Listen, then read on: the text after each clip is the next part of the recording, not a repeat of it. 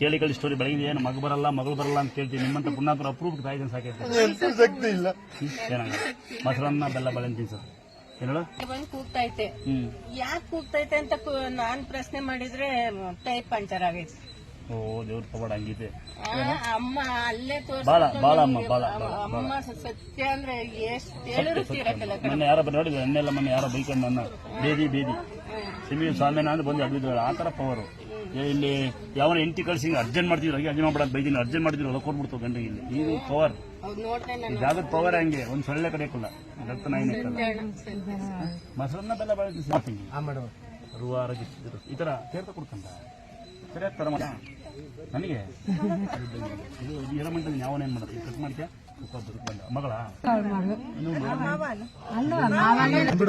ಮಾಮ ಅನ್ಬಿಡು ಜಲ್ದಿ ನೋಡಿ ಕಟ್ತದೀಗ ಅನ್ಬಿಡು ಕೈ ಮುಗಿ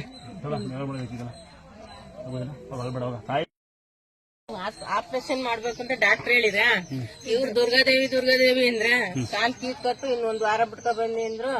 ಬ್ಯಾಂಡೇಜ್ ಮಾಡಿ ಇನ್ 2 ದಿವಸ ಬಿಟ್ಕೊಂಡ್ ನೋಡೋಷ್ಟ್ರೊಳಗೆ ಕಾಲ್ ಮಾಮೂಲಿ ಆಪರೇಷನ್ ಆದಂಗೆ ಇತ್ತು.